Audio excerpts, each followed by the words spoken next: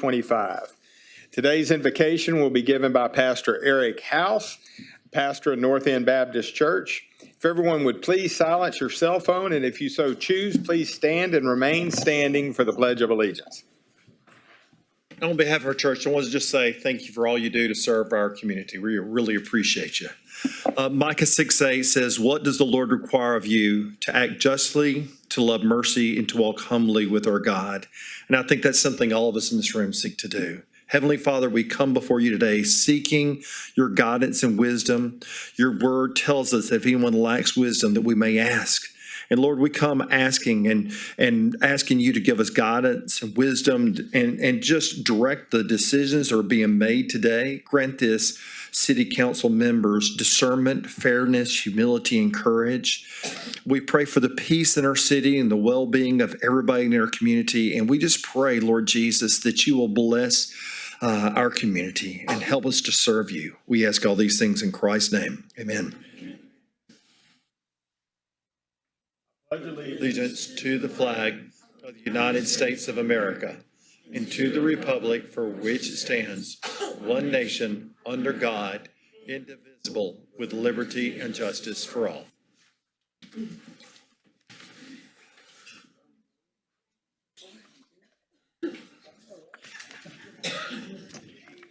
May I have roll call, please? Mayor West, Present. Mayor Pro Tem Turner, Here. Councilmember Durio, Here.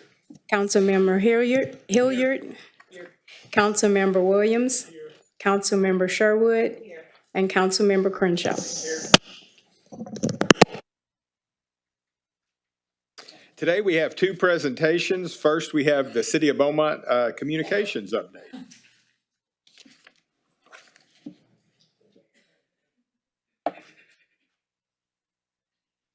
Good afternoon, everyone. In this week's announcements, want to be a good neighbor? We'd love for you to be part of your local neighborhood association meetings. We have them every week, and this week we have one more, but you can always check out the meetings when they will be for your neighborhood by going to beaumonttexas.gov/neighbors to find the dates, locations, and times.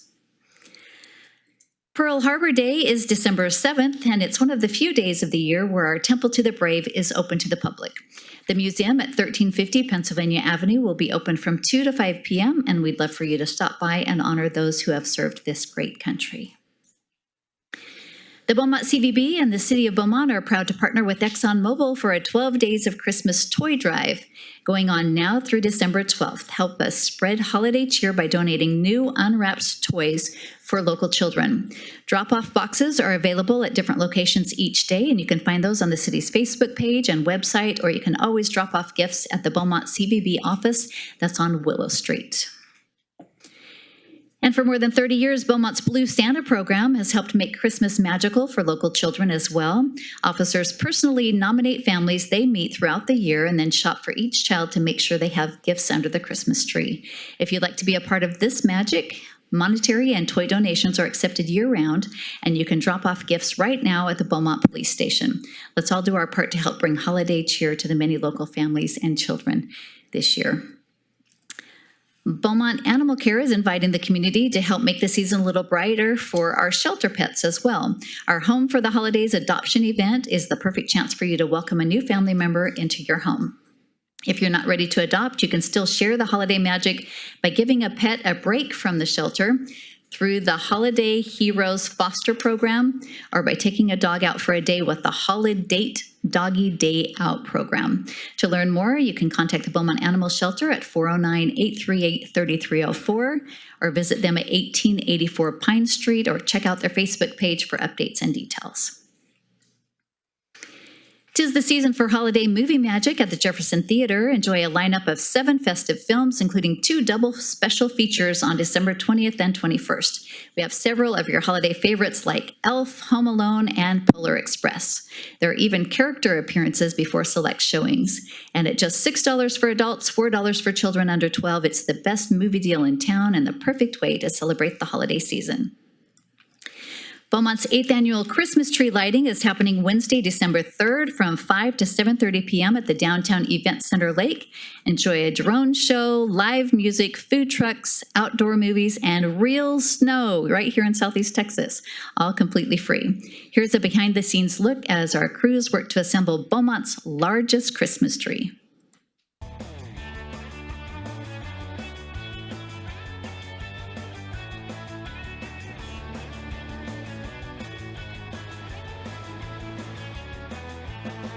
It brings the community together. You know, one time a year they get to come out here, everybody's invited.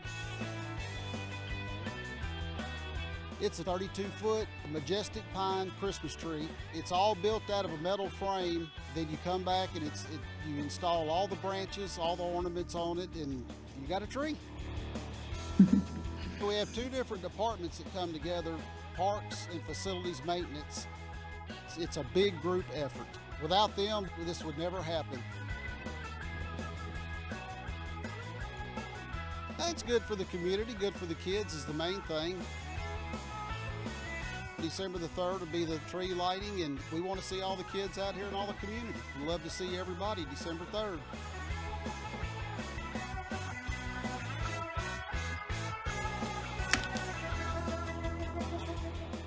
It's an awesome event, and let's all come together to celebrate December 3rd, starting at 5 at the Downtown Event Center. And that's all for this week's announcements. Thank you, ma'am. And now we're going to have a presentation by Care Solis regarding access to mental health in Beaumont. The presentation will be given by Mrs. Annette Ward. Or, Miles, are you doing it? No, she'll be doing the presentation, but I just want to introduce her and give a little context.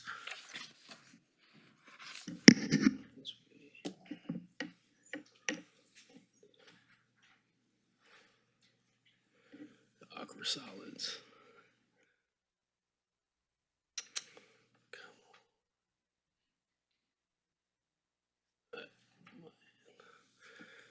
But while we work that out, so I wanted to give a little context for Care Solace doing a presentation today. About 2 years ago, or at least a year and a half, we looked at the topic of community mental health. We worked with a focus group, which comprised of Lamar University. We have Miss Lori Wright from the social work program. We had Miss Virginia Rogers. We had Kim Phelan in our group. We had Jefferson County, Spindletop, BISD, and Baptist Hospital. So what we try to do is bring all the community partners who were impacted or who give services in the mental health space and seeing how we as a city could be a better partner. Throughout that focus group, we reached different points of contact and talked about different topics. And this is one of the topics that was presented to the group. This group presented to the county. The county had positive feedback, and so they wanted to come by and speak to that. So I have Fred Jackson here. He's going to come up and speak for a minute, and then we're going to start the presentation with Ms. Anita Ward.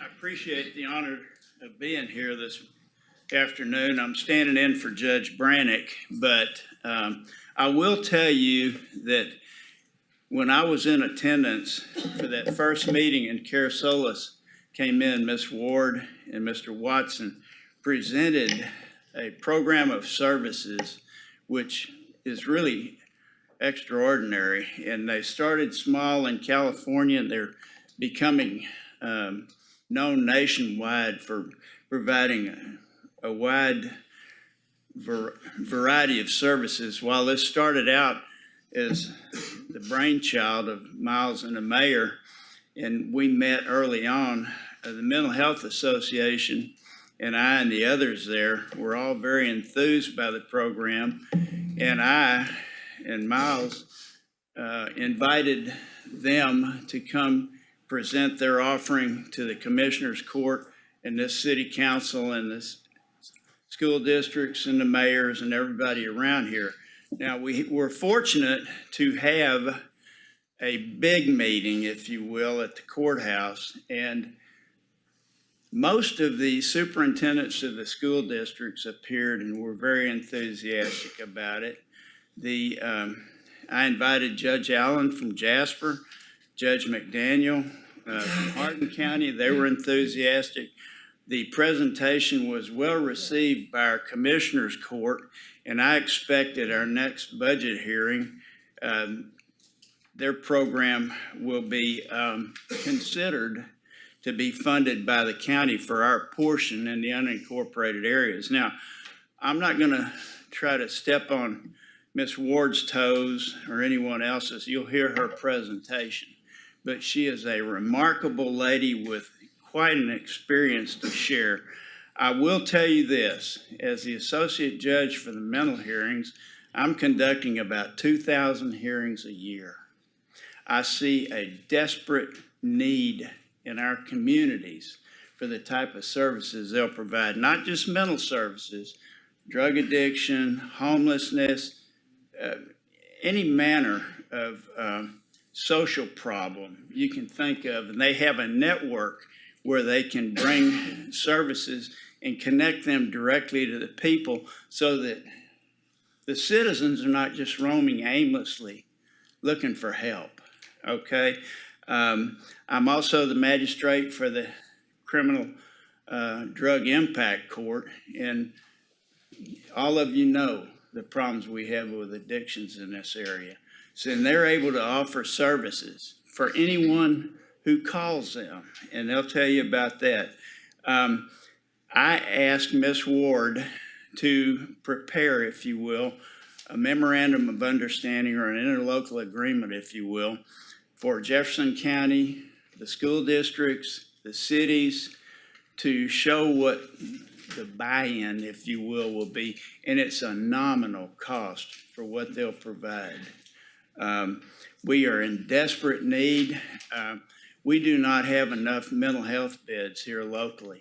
We're transferring these people out to other counties, anywhere we can find a bed. And we're incurring the cost for that transportation, those costs of mental hearings. And right now, just for Jefferson County citizens, it's costing the county at least $600 for every case filed. And that will run well in excess of $500,000 a year. If we could reduce that to half, it would be way more than enough to pay for the services of Care Solis and help some of these people get the help they need. Because right now, if I commit anyone for mental health services, they're only in there long enough for the doctor to stabilize them on medications. It doesn't make them well. And then most of them go out, quit taking their medicine for whatever reason, just refuse to or continue on with drugs or drinking. But I will ask you to very seriously consider this presentation. I believe that she sent you. Oh, Anita, I'm sorry. Anyway, she'll explain it all.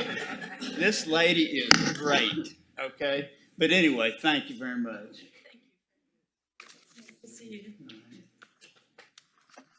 Thanks, Miles.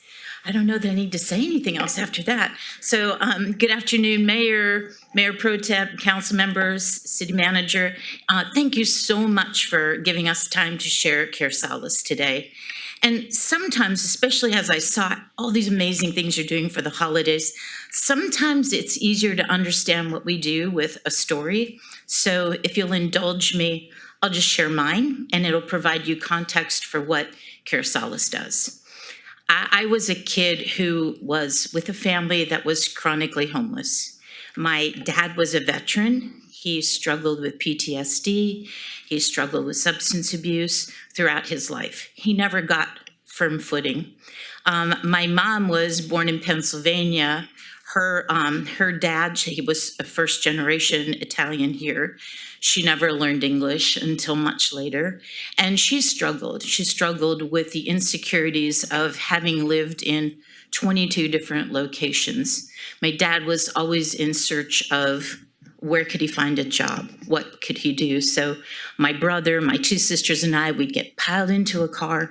And before I was 15, we seriously lived in 22 different places. And where we lived were shelters, cars, churches, thank God, and with couch surfed and floor surfed with family and friends. All the while, my parents didn't know where to turn. They didn't know what kinds of services were available in any of those cities. We would turn when we needed some money to the Catholic Church. That's where my parents thought social services came from. And so we lived a life until I was 15 of just this constant movement. And at 15, Dad put us in a U-Haul and we drove from Harrisburg, Pennsylvania to Las Vegas and stopped at a rest stop. And that became home. It had a bathroom, and we lived in that U-Haul, and thank God, otherwise I wouldn't be here today, thank God our lives changed. I was 15, and I looked across that desert and saw a McDonald's and said, I'm gonna get a job. And walked across to McDonald's, and the manager, for whatever sets of reasons, divine intervention, gave me a job. And that brought me dignity. And it brought my family food. And it brought my parents even a way to understand banking. Because for them, cashing my check meant going to Binion's Big Wheel, my mom signing it, and giving up some money to cash the check. And I say all this because here in Beaumont, there's still people who are living in cars. There's kids going to school that you don't know. Not a single teacher knew that we didn't have a home. People keep these secrets down deep. There's still a huge stigma around mental health issues. There's a stigma around substance abuse. And just as it was then, 25 years ago, when my parents were struggling, it is now. It's not transparent or easily accessible. People don't understand eligibility for social services, don't understand health insurance. So how are they going to find a resource? And that's what Care Solace does. And if I can, thank you for allowing me to share that, by the way. If I can figure it out. What Care Solace does is we're a hub inside of communities, and we have 24/7, 365 access to our care companions who will do all the navigation on behalf of your residents. So that might mean that somebody needs a bed. That might mean that Fred needs to hand over a case to us for long-term care. That might mean, just like we represent Stockton, California. And I don't know if you saw the news on Sunday, but there was a horrible shooting of 3 children and 10 people in Stockton. And that might mean that today in Stockton, we're helping the mom of one of those children and a sibling, getting them into care. It might mean that somebody needs a home and we're helping them find a home. It might mean that the first responders are trying to decide, is this an involuntary psychiatric hold or do I call Care Solace? So everything in the city of Beaumont and in the county, all of your social services, all of your mental health providers, get aggregated, and through one phone call to us, we can get them into care. We'll navigate the insurance, we'll make the appointments, we'll do the follow-up, and we will track all of that data on behalf of the city. We're really delighted to say that the Conference of Mayors selected us as a best practice initially for our work in Murrieta, California. And I laugh because I told Miles last week we went to City Council in Beaumont, California. And so they're moving forward. So I feel like, Texas is better than California. But the Conference of Mayors did select us, and for us, that's we think, a big testament to the fact that we're driving change. We're not a startup by any stretch of the imagination. We've got 25 million people on the platform. But the key to what we do is we started the company first 12 years ago by finding every provider. Our own founder struggled with substance abuse. His family could not find care for him. So when he came out of rehab, he said, I'm going to find every mental health and behavioral health provider in the country. And I'm going to know what insurance they take, what languages they speak, where they're located, what age groups do they help, what kind of therapy do they offer, how many beds do they have. So we have the largest network of mental and behavioral health care providers in the country with almost 700,000 of them. We know everything about them and we can make appointments with them. They know us. I'm most proud as you look at that slide that half of the people people we help aren't just looking for therapy, they're looking for a bed, or they're looking for medication, or they're looking for hospitalization. So about half of the work we do is for these much more difficult cases. And proudly, now that you know my story, about half of what we do is in support of people who either do not have insurance or who are on Medicaid. So we are able to help even your most vulnerable populations and get them into care with one phone call. We do have a footprint here in Texas. We have about 500,000 people currently using the platform here, primarily in school districts, but I'm literally leaving here to go to a meeting in Fort Worth today, so I'll let you know how that goes. And again, we've provided almost 1 million supports for folks here in Texas. We do that, as I said, with Care Companions. Here in Texas, of those 670,000 providers, we have more than 42,000, and we continue to grow that network as we move forward, particularly as we get into some of the more rural populations with the rural health transformation programs that are coming through Texas as well. First responders and any of the agencies and departments can access us through what we call a warm handoff, simply by giving that QR code that you saw from the Conference of Mayors to any resident, and any resident can call us anytime. Our Care Companions speak more than 200 languages. We have live translators for any languages that we may not have native speakers for.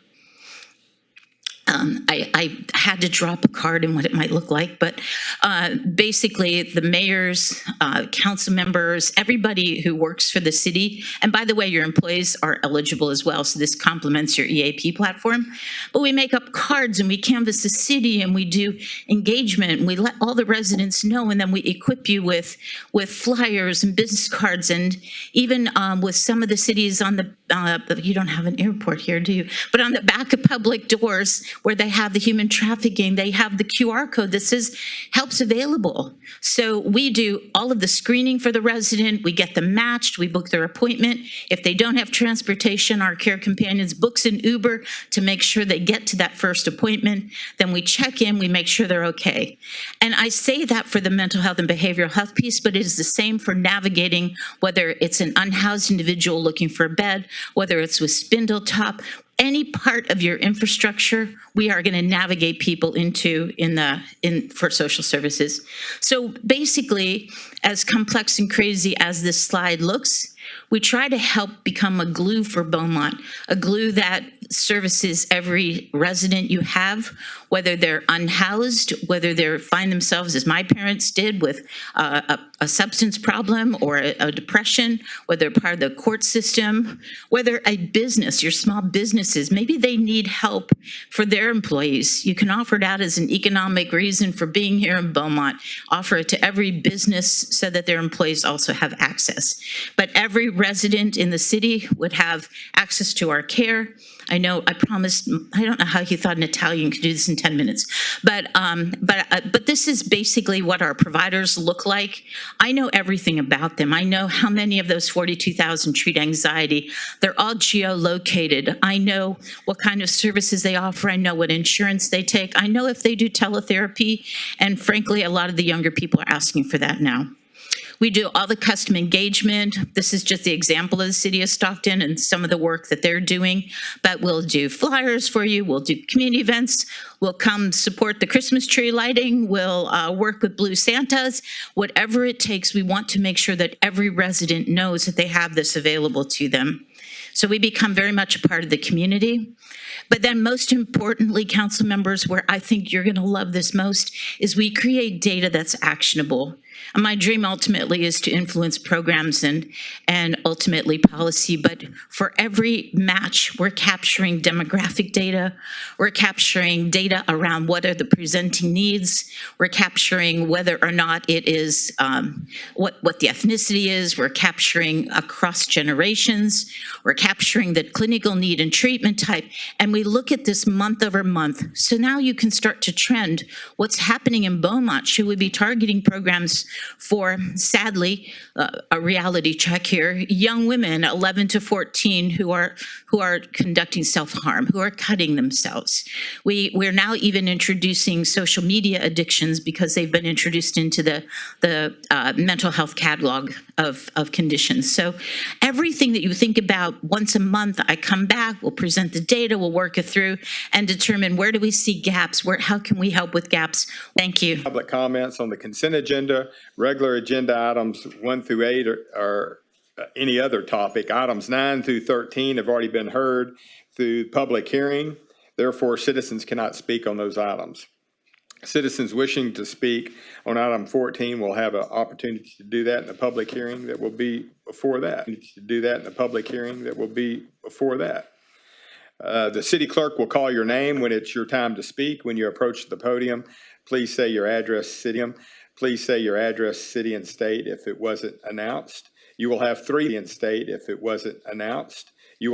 minutes for public comments. The green light will come on when you approach the podium, and the red light will. Councilman Hilliard and Williams, it's not the responsibility per the city chapter for any councilman member to call for resignation of any employee other than the 4 positions that are hired by the councilor. But if 2 of you guys know your position, you would have already knew before making a ridiculous suggestion publicly and letting the entire city know you guys doesn't understand all your positions. Just because the fire union supports your campaign doesn't mean they get to call the shots on your behalf. And last but not least, just wanted the city to know this about the firefighter union agenda. Always trying to choose their own boss. No one gets to choose their own boss. That's all I have to say. Thank you, sir.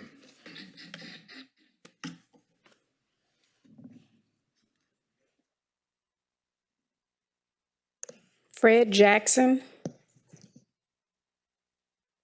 I think Fred already made the presentation.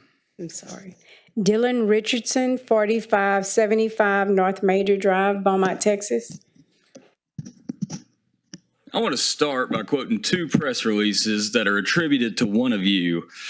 Fire department staffing shortages are unprecedented. With roughly 30 vacant positions, the consequences of this failure have been catastrophic. Over 1,500 calls for ambulance service have gone unanswered by the Beaumont Fire and EMS in the past 8 months alone. Just last night, every ambulance in the city was on an emergency, and 6 people were left waiting for help in a time of desperate need. The blame lies not on the backs of the brave men and women of the Beaumont Fire and EMS. That is the price of failed leadership. All because city leadership ignores the pleas of our first responders begging for more frontline workers to meet the needs of the community they serve. Average response times for emergency medical care have gone up, not down. What happens if you ever need an ambulance? The present city leadership won't answer the call, but our fully staffed first responders, backed by new leadership, certainly will. While you may believe this to be Mike Williams or Joey Hilliard, this was posted on March 22nd, 2023 by Mayor Roy West, who is now scolding his constituency on council for advocating for the necessary moves that will enact the very change he promised to instill over 2.5 years ago. There's a word that describes the mayor's record. The word is dishonest. Is campaigning one way but governing another ethical? Is lying to the citizens you take an oath to serve ethical? And I'm going to read the title of the second one. Robin Mouton, who is our first Black female mayor in the history of our city, spent thousands on exotic trips. Mayor West, you insinuated that your predecessor stole tax dollars to pay for vacations, to drink, to gamble. You lied, defamed, and besmirched the reputation of a Black woman to sit in the very seat you admonish others from today. That is unethical. I'd also like to say the words of our mayor that I read here today were posted onto Facebook, social media, a communication mechanism that over half this country uses for their primary source of news. And while collectively tens of thousands of dollars are spent by municipal political candidates on social media advertising on campaign trails, when one uses it as a vehicle to communicate to one's base after the fact, it's a problem and ethics are called into question. Give me a break. Mayor Pro Tem Turner, I applaud you for the projects you've spearheaded, that have generated revenue for this city. But I challenge you and Councilman Durio, who have helped oversee a fire chief who has wasted nearly $15 million in overtime overruns during your tenure on council. While I don't hold the two of you to blame for that, I do expect you to hold the fire chief accountable for his failures. Regardless of how entrenched he may be, he is a rogue appointee whose record and very conduct has been characterized as unethical by 85% of this fire department. And while he is meeting that vote of no confidence with retaliation, as opposed to the reform required to fix the fire department, this self-governing body wishes to impose ethical standards upon Thank you, Mr. themselves Richardson. in an attempt to slight others. Spare me.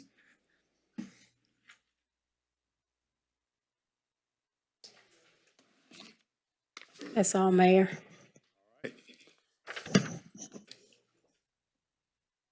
Is there a motion and a second for approval of the consent agenda? Mayor, there's some other folks that wanted a chance to speak out there.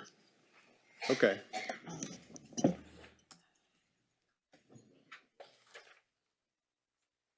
Sorry about that. Charlo Paul, 5615 Phelps Road, Beaumont, Texas.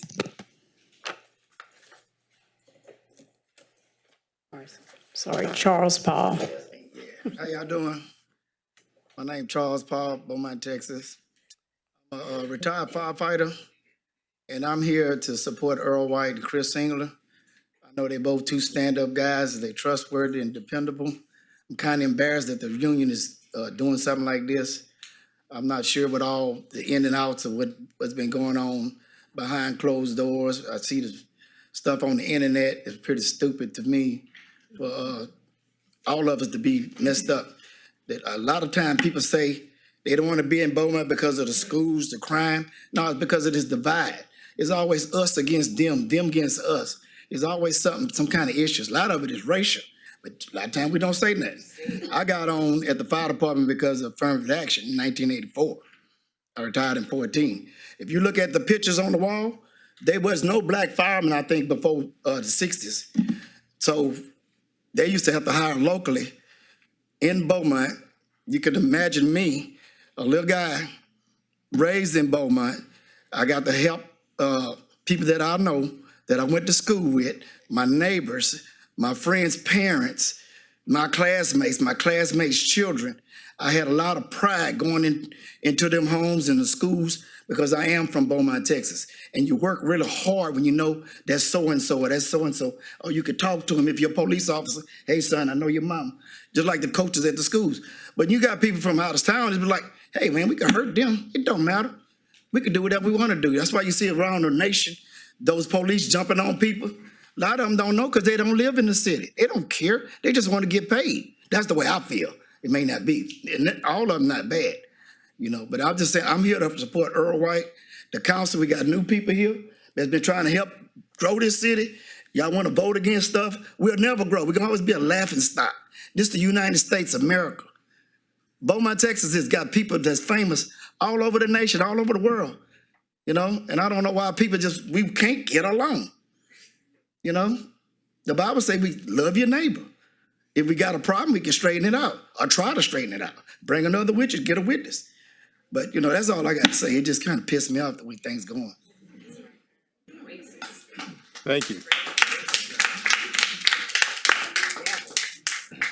I have one more. Carlton Sharp, 5150 Plant Road, Beaumont, Texas. If there is anybody else that'd like to speak, if you could raise your hand and we'll get you a green sheet. Okay. Mayor, council, staff, fellow citizens, I come to you before you today not only as a concerned member of our community, but as a spiritual leader who has witnessed firsthand how the direction of leadership, when misaligned, can shape the tone of our city, either for greatness or for decline. Recently, we've seen behavior, decisions, and rhetoric that look far too much like the old era of contentious and fractured government, an era that has never lifted our community higher. We are teetering on the edge where divisiveness is being sown like seeds in a dry field. But let me be clear. This path has never moved our city forward, and it never will. Jesus taught us in Mark chapter 3, verse 25, if a house be divided against itself, that house cannot stand. That truth is not only biblical, it is also practical. But there's another concern that deserves to be spoken plainly. We must guard against the temptation to serve special interest groups above the people's interests. You as council members have sworn an oath to uphold the charter that governs this city. That charter is more than a document. It is the legal and ethical boundary that protects fair governance, ensures accountability, and keeps your decisions rooted in the public trust. When leaders bend those boundaries to accommodate special interests, personal alliances, and political agendas, you not only betray the confidence of the people, you violate the very framework that gives this council legitimacy.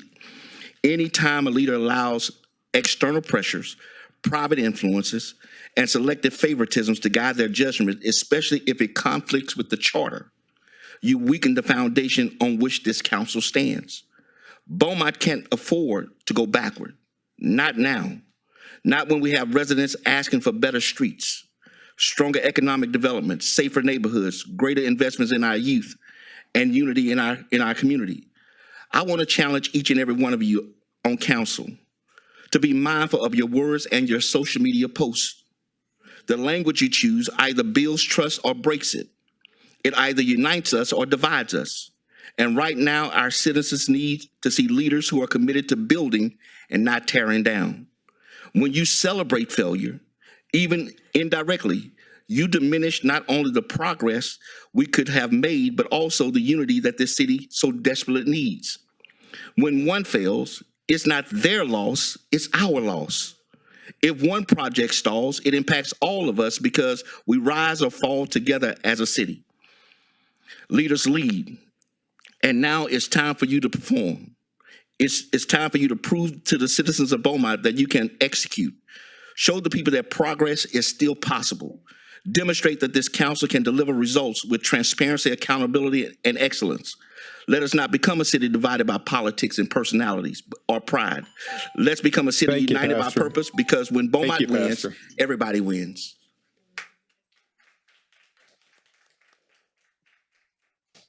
That's all, Mayor. If there's no one else for public comments, at this point, we'll move into the consent agenda. Is there a motion and a second for approval of the consent agenda? Make a motion we approve. Councilman Hilliard, and his mic wasn't on. She might have had. You've got a motion. Is there a second? Second. There is a motion and a second for approval of the consent agenda. Is there any discussion? All those in favor of approving the consent agenda, please signify by saying aye. Aye. Any opposed? The motion is carried. Before we move into agenda item 1, I'm going to take after item 1, I'm going to take the public hearing with item number 14 to be the second item on the agenda today. But at first, we'll do, Mr. City Manager, may we have the reading of item number 1? Thank you, Mayor. And the screens on the dais will not be used today for the agenda items. So if you'll follow your printed copies, you'll have that. Yeah. They got some more. Just got one. Okay. We'll get you a printed copy of the initial agenda, because she won't be able to get it on screen. I'm sorry. Well, all you do is like you said, Everybody who doesn't have the packet. How many do we need? I got one. Okay. Me too. 2, We sharing, but he can have mine. I'll show you. 3. We need the summary sheets for sure. Okay, the first agenda item number 1 is council to consider a resolution authorizing the city manager to execute a collective bargaining agreement, CBA, with the Beaumont Police Officers Association, BPOA, and it comes with the recommendation of approval of the resolution. Is there a motion for item number 1? To approve. Second. There is a motion and a second for approval of item number 1. Is there any discussion? Councilman Turner. Just to the BPOA Association, I just want to thank y'all for your professionalism and the way you handle everything. It's really appreciated to be able to approve this on today and how you guys conducted business. I just want to shout you out publicly and let you know as a council member, I appreciate the way you guys handled it and looking forward to continue working with y'all in the future. Thank you, Councilman. Anyone else? Councilman Crenshaw. Thank you, Mr. Mayor. I want to echo what Mayor Pro Tem Turner said. Thank you, BPOA, for the excellent work you've done in getting this contract prepared for council to vote on. Thank you to the city manager and staff for working with BPOA to get this executed and job well done. And that's all. Thank you. Councilman Durio. Same thing. I just want to thank the BPOA, city manager, our city attorney, and staff that worked to get this done in a very professional way. And it's very appreciated of all of y'all. Thank you. Thank you. Mr. City Manager. Yeah, I too would like to thank the BPOA for the work and also our city attorney for the work there. And I would like to acknowledge the president of the Beaumont Police Officers Association, Mr. Aaron Llewellyn. If you stand, Mr. Llewellyn, thank you. Let's give him a hand. Thank you for your team's excellent work and for Chief Ognacek for allowing y'all to negotiate like that in good faith. And so now we have basically a 5-year agreement with the negotiate 2030. Thank you. As well. Yes, Councilwoman Sherwood. It's always a good deal when we can work together and get things done. So I am super excited and pleased about that contract negotiation and the simplicity of it all. It's a great day for Beaumont. I appreciate you and the work that you guys have done. Thank you, attorney, team. Appreciate you all. Good job. Anybody else? Well, before I call the vote, I also want to thank the BPOA and our city administration for working so effectively and bringing this before us today. And I'm excited that it was 10 months before their contract statute for us to enter into the proposed abatement, which is outlined in the next agenda item. All right. Did anybody sign up for the public hearing? No, sir. All right. With that, the public hearing is closed. May I have the reading of item number 14, please? Council to consider a resolution authorizing city manager to enter into a tax abatement agreement with Beaumont Bulk Solution LLC, BBS. And it comes with the recommendation for council to approve the resolution. Is there a motion for item number 14? Move to approve. Second. There is a motion and a second for approval of item number 14. Is there any discussion? All those in favor of approving item number 14, please signify by saying aye. Aye. Aye. Any opposed? The motion is carried. All right, thank you. And now, Mr. City Manager, would you take us into item number 2? Council consider a resolution authorizing the city manager to execute change order number 4 to the contract with Norman Highway Constructors, Inc. for the bridge repair project, various locations citywide rebid.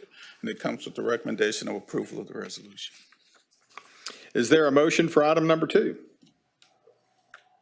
Move to approve. There is a motion and a second. That was Councilman Hilliard if you didn't get it.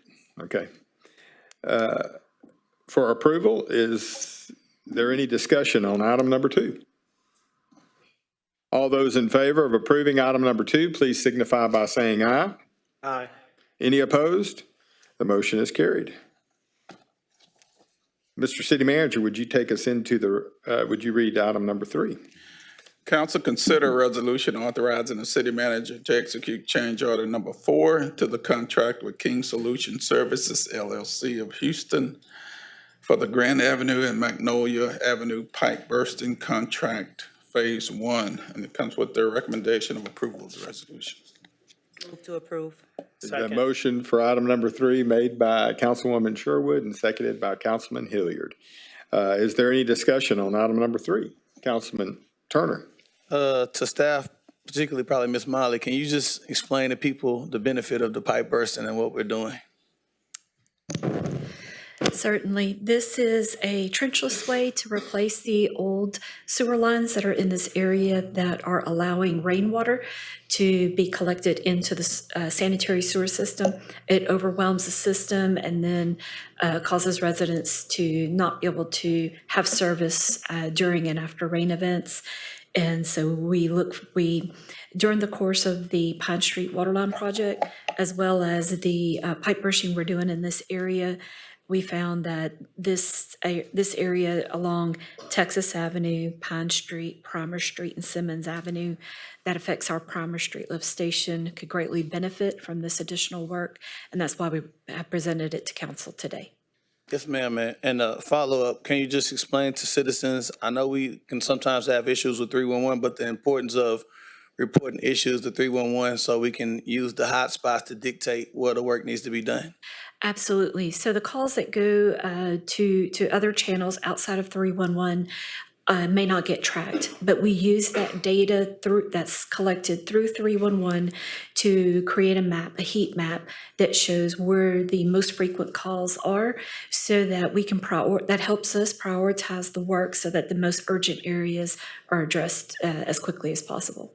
So just as council members, we don't mind taking the calls, but it's very advantageous to put it on 311 so we can track those particular areas and we can know these are where our problems are, and it can help us maintain and kind of keep a good eye on where our issues are. So thank you. Absolutely. Thank you. Any other? Yes. Councilwoman. Is there a projection of completion for this project? Yes, ma'am. So contractually, based off of the proposed change order, that would set a completion date of June the 12th of 26. This contractor is ahead of schedule. I don't want to overpromise and underdeliver, but we do hope that they will be done by the late spring. Thank you. You're welcome. Any other discussion on item number 3? All those in favor of approving item number 3, please signify by saying aye. Aye. Any opposed? The motion is carried. Mr. City Manager, would you take us into item number 4, please? Council consider an ordinance authorizing the acceptance of the proposed settlement of Texas Gas Service Company's, TGS or Company, 2025 base rate case, and it comes with the recommendation of approval of the ordinance. Is there a motion for item number 4? Move to approve. Is there a second? Second. There is a motion and a second for approval of item number 4. Is there any discussion? Councilman Durio? So could they explain this, please? Because looking at this, I said, are we approving a rate increase? So, actually, no. They requested the rate increase, and this is a partial settlement to that. So we're approving in part of the settlement, and the other part is going to still go before the commission. And so just for full transparency, the deadline to reject it would have been the 17th. But we're part of a steering committee, and so more than half those cities accepted. It kind of goes forward anyway. So where we are in this part is like we're going to accept the settlement, and we're going to agree to allow it to go forward with the other half to go before the rate case of the Public Utilities Commission, just because of where we are on the timeline. Thank you. You're welcome. Any other discussion on item number 4? All those in favor of approving item number 4, please signify by saying aye. Aye. Any opposed? The motion is carried. Mr. City Manager, will you take us into the reading of item number 5? Council to consider resolution adopting an ethics policy, rules of conduct for city officials, and there's no recommendation. All right, is there a motion for item number 5? Move to approve. Second. There is a motion and a second for approval of item number 5. Is there any discussion? Yes, Councilwoman Sherwood. I noticed in reading that there were people that maybe perhaps needed to be added to this, as far as rules of conduct for city officials. I know that some of it extended to family members and, but maybe we should also include handlers or campaign managers, and I don't know if that language could be added, people that are oftentimes related to campaigns that also may be acting bad actors. So the issues as it relates to family members apply to them receiving gifts and funds. So because obviously if you're married to someone and someone wants to give you a gift, but they give it to your spouse, it would still be unethical. I want to remind council that this document was comprised a lot from pulling things that were dictated by our charter as well as the state ethics on commission. So it wasn't just kind of things that we pulled out the air. We also looked at several other cities in comparison to that. So the rule as it relates to extended to spouse and children is actually like a state policy. Ethics policy as relates to that. So that's a law. So we could, if council wanted to make it more stringent, we could extend that, but this, we didn't make any changes prior, like after we presented it to council in July. So this is the exact presentation, but if there's recommendations to change it or make modifications to it, we can definitely do that. Any other, Councilman Durio? Yes, Madam Attorney, can you explain for the public exactly what this is and how it actually affects the people sitting up here?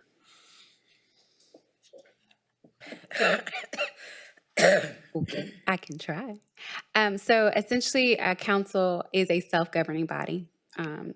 You are held to the standard of the charter at the request of Mayor Pro Tem Turner and yourself. My office drafted an ethics policy, which was intended to give council some guidelines, some rules on how to self-govern themselves. What was essentially expected. This policy also does extend to any individual who is appointed by council to serve on a board or commission. It's intended, or its primary purpose was to create more transparency, more accountability, but also to make sure that everyone who is serving on behalf of the city or an elected official for the city understands what's expected of them. Good question, Mayor. Councilman Turner? And just for the attorney, just to get some of the history, this wasn't something we just recently been working on. About how long? I know you've done a few drafts, but this was requested honestly during the previous council, and we're just getting to the point where we're finalizing it, correct? Yes, sir. So this was requested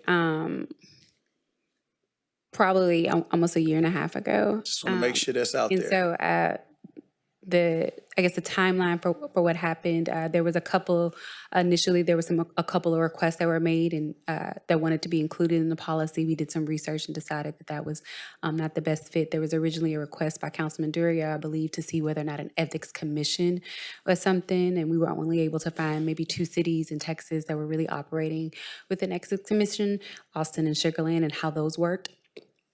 And then just in like roundtabling and discussing it with other city attorneys, it was kind of the thought process that would only create more problems because you have an ethics commission that essentially in some cases works, that's appointed by council but works over council. And there was a concern after we run that back, there was a concern that maybe that would diminish council's ability to fully govern if they were essentially answering to someone other than the citizens of Beaumont. So we did go through a couple of drafts before we got to something that we felt comfortable presenting. At that time, we presented it to the city manager to get feedback to him on some things and roundtabled it internally, and then presented it to council in July. Okay, I just want to show the history, the context. It just didn't come up. This is something that's been working on. Any other discussion? Yes. Councilman Crenshaw? Thank you. So policies like this always sound great, but then the execution of them always seems to get difficult.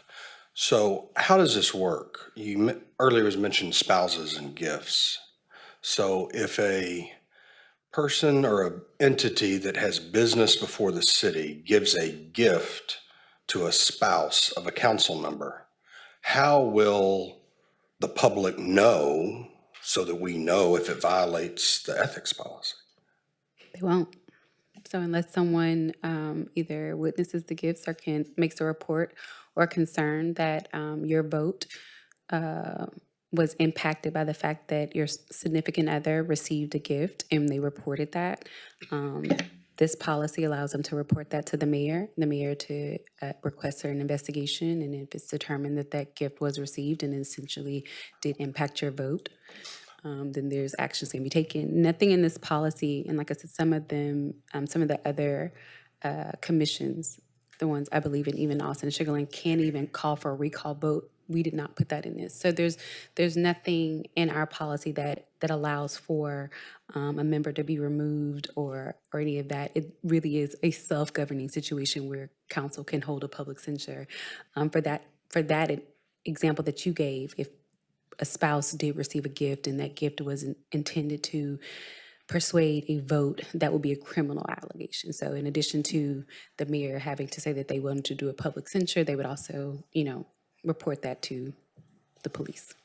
Okay, but you would agree with me that certain elected officials have a reporting requirement on gifts, correct? I believe that's a requirement of the law. Yeah.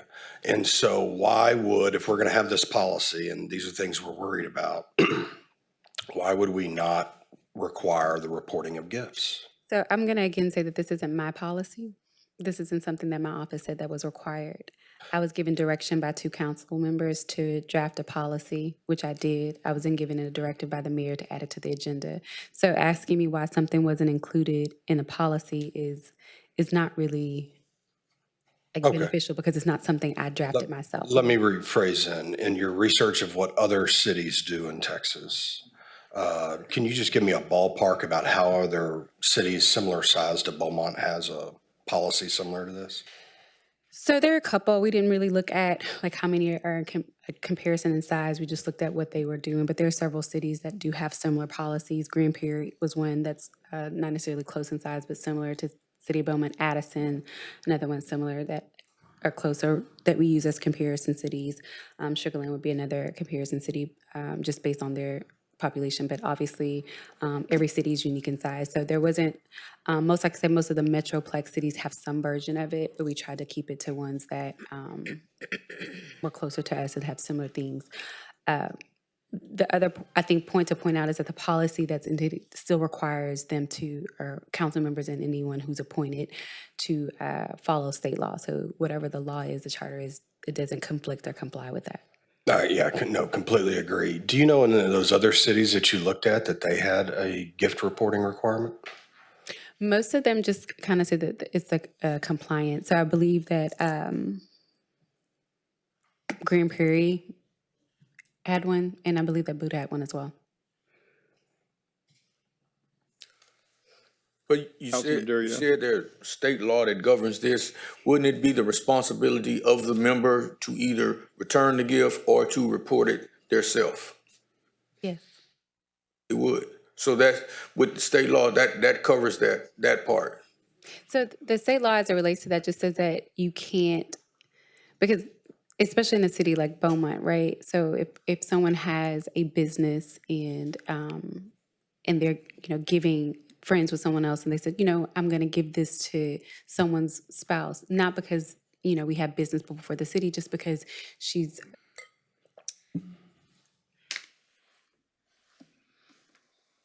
Any other discussion? All right, all those in favor of approving item number 5, please signify by saying aye. Aye. Any opposed? Opposed. Opposed. Motion carries.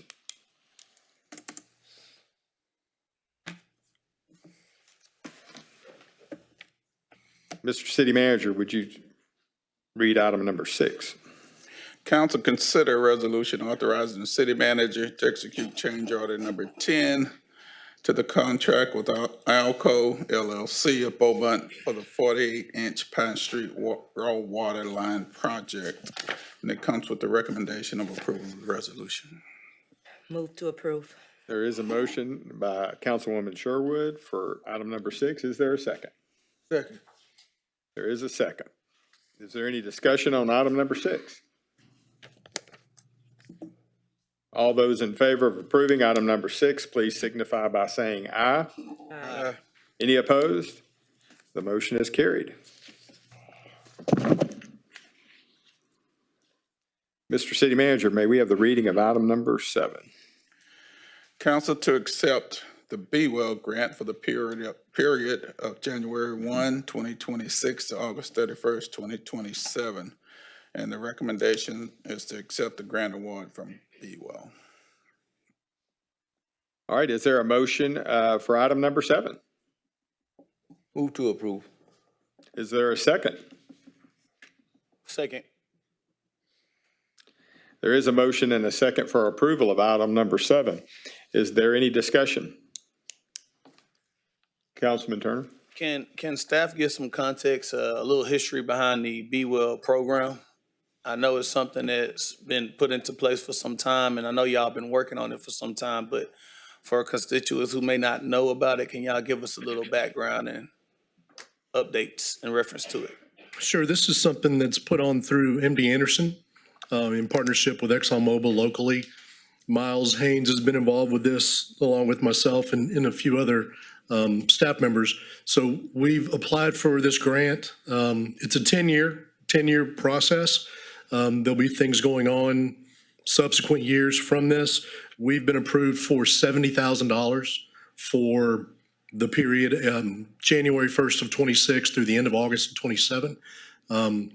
We've got a few things that we will do in order to accept this. We're going to put on a few events in some of the parks, whether it's activating the park, having some type of exercise event to promote wellness, whether it's something outside where you're going to promote, sunscreen. People wear sunscreen, there's sun awareness.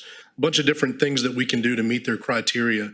Obviously, with it being put on through MD Anderson, there's a cancer prevention, really a lean that direction. So we've been approved for that. There's, excuse me, numerous other entities locally in Beaumont area that are getting grants as well. So there's an opportunity that probably after 2027 that we may be able to get more.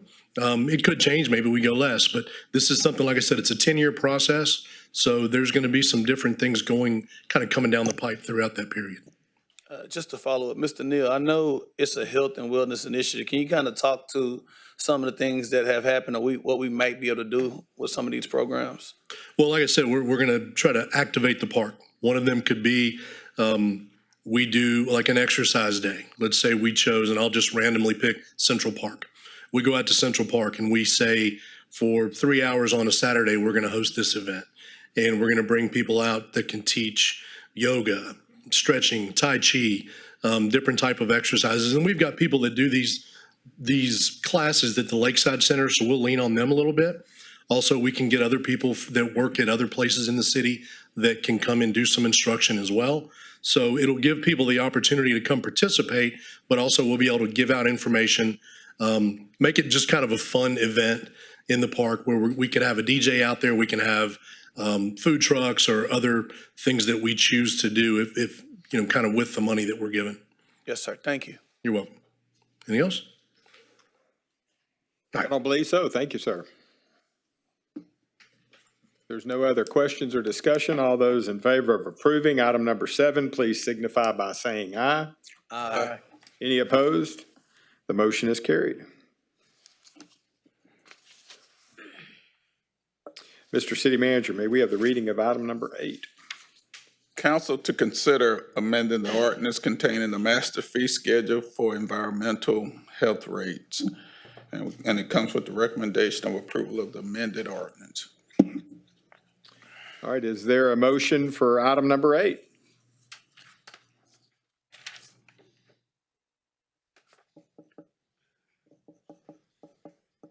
I make a motion. All right, there is a motion and a second. Councilman Hilliard, I believe, was first, but y'all can flip a coin if you'd like. All right, there is a motion there and a second for item number 8. Is there any discussion? Yes, Councilman Durio. So these amended rates, how's that going to affect the health department's budget as far as the take money away from your budget? Or is it gonna add money to your budget? Is it gonna make you, well, I'm asking, is it gonna make you hard to operate by losing these funds? Or is it gonna make it easier because you'll be gaining funds? Well, it's not going to necessarily, take away from the operation of the health department. Okay, but how much money are we talking about?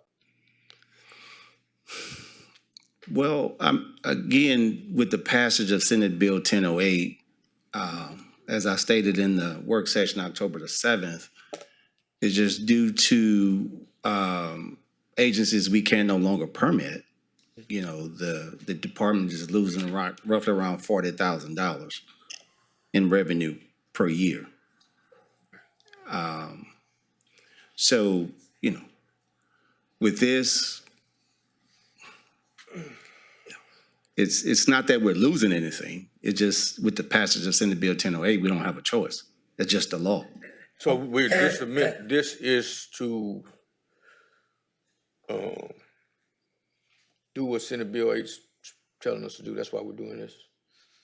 It's to adjust it to that. Well, the Senate bill, it lets you know, as I stated before, this is the fees that the state charges. We could go align with the state, or we can go lower with the state.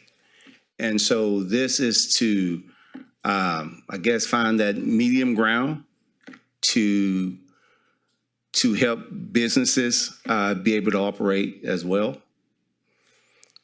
And so, So what are those tiered rates going to be? So to go back and answer your question, in a previous council session, council approved the increase of fees. It's essentially a new permitting fee that was applied across the board. And then at the request of Councilman Crenshaw and Councilman Hilliard, the item was brought back and revisited. And at that time, it was asked that staff allows for an individual who's applied for a permit to already include that service in their, that inspection service in their permitting costs. For someone who does not have a permit, they will pay essentially a higher cost because we haven't inspected their business, we don't respect their business on a regular basis, we don't permit their business. They'll pay a higher cost for an inspection. So that's the first thing that it does. The second thing is it allows for a tiered permitting fee. At the request of Councilman Crenshaw, who said it's unfair for someone who's participating in a 10-day long event to pay the same thing as someone who's participating in a one-day event. And so now the tiered fees for that is anyone who's participating in an event, that's between 1 and 5 days will pay $22. Anyone participating between 5 and 10 days event will pay $32. And anyone participating in an event longer than 10 days will pay $52. I'm looking that way because I don't do math that well. And so I'm trying to remember the deduction and the fees. Yeah. So I believe that those are right. So it's now a tiered fee schedule. So someone who's participating, let's say at the fair, which is a 2-week event, most cases, right, will pay $52. And someone who's participating in the Taste of the Triangle, for example, would pay $22. And those are for the permits, those fees? Those are the permit fees, yes, sir. And like at the fair now, the state is going to come in and do the inspections? No. City of Beaumont will still do the inspection. They will? Yes, sir. Okay. So what is exactly y'all?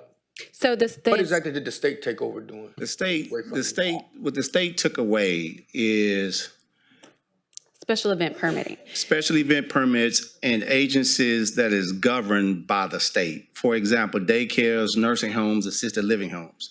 They're regulated by the state. So since they're regulated by the state, then the state oversees that inspection. Now, if one of those nursing homes call us to do an inspection, according to the Texas Food Establishment Rule, we can charge them $150 for an inspection fee. So why would that happen, for example? So for example, we inspect, the schools are not required to be permitted, but they are required to have an inspection. So schools who do not have permits will pay $150. A daycare or nursing home may require a local inspection, meaning they require one from the city and the state for insurance purposes. And so if, in those cases, because we don't permit them, they would also pay $150. However, a restaurant located in the city of Beaumont that already is permitted will only pay for their permit fee.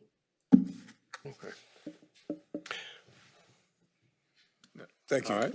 Councilman Crishaw?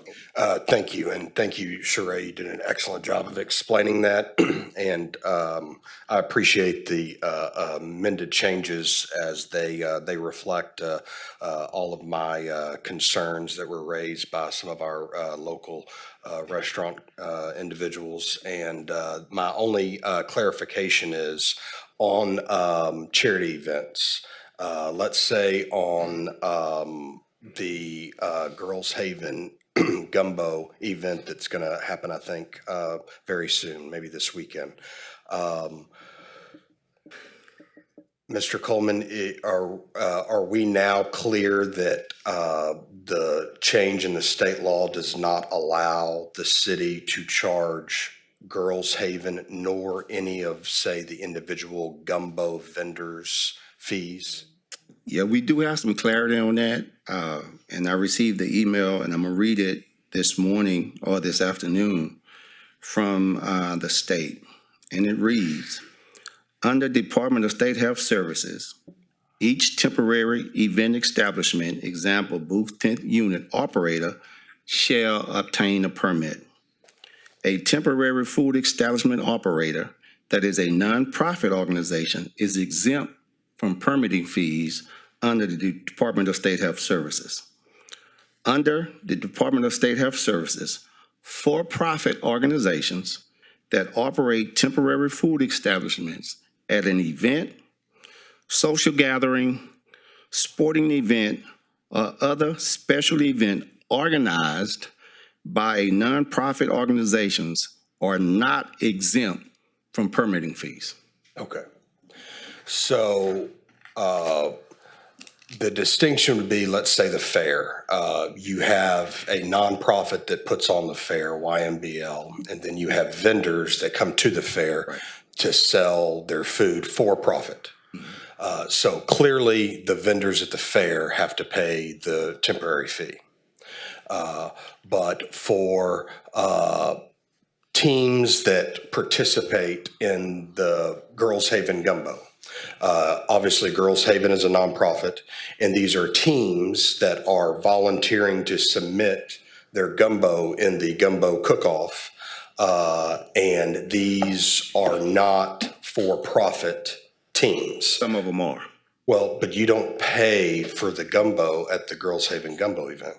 I'm just reading from the state. So I don't know that they made a distinction. So we specifically asked the state whether or not a vendor participating at a nonprofit event had to get a permit. And the response was, unless that vendor is a nonprofit, then yes, they do. So ExxonMobil participating at the Girls Haven Cook-Off or Valero participating at the Girls Haven Cook-Off wouldn't meet the definition, so they would require a permit. But a church or United Way participating, because United Way is a nonprofit, would not. And so it's going to be a hodgepodge and essentially like a distinct difference, because a nonprofit, regardless if they're operating as the host of the event or a participant at the event, is never going to be required to get a permit, because that's the rules that they created. But a individual who is not a nonprofit would.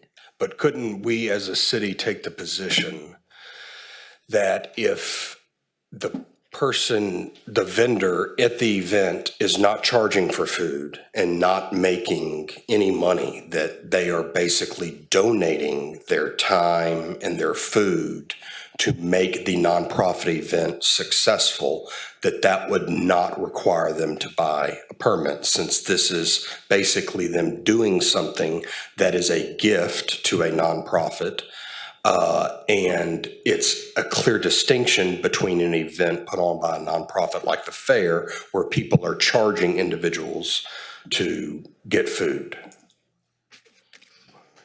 would anything in the law stop the city from then taking the position that we can allow events like the Girls Haven Gumbo, Taste of Triangle, that are put on by nonprofits where the individual vendors do not charge a fee or receive any money because they are basically giving their time and their food for the success of the nonprofit event, that those events will not receive a fee? What I think that's a big difference between the Girls Haven event and the Taste of Triangle, because you pay to get into the Taste of the Triangle. You don't. I think you also pay for tickets to the Gumbo. You pay for both. Yes. Well, then it's the same thing as a fair. Even if you went to the fair and they said No, it's you- a free day, you're paying for the food. Yeah, But to answer well, your you pay to get into the fair, but you don't have, but then you have to they pay do a free- separately for the food. they do a free This day. is the food is given away. It's part of the event to make the nonprofit event successful. the response from the state is that they shall have a permit. So I didn't really see a lot of leeway in them saying that they didn't. It said a nonprofit doesn't have to have one, and anybody else that doesn't meet the definition shall have one. So if you're asking if there's some leeway, then I think we may be in conflict with what they're requiring us to do. But I mean, council asked for an opinion from the state, and that was their opinion, is that nonprofits don't have to, but everyone else does.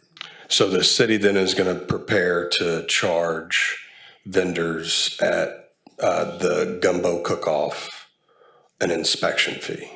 $22. $22. And it's not an Now, inspection, it's you a do permit. have It's some a temporary vendors that's, I'm sorry. Pause. It's not an inspection fee, it's a temporary permitting fee, which Whatever, is the yeah. $22.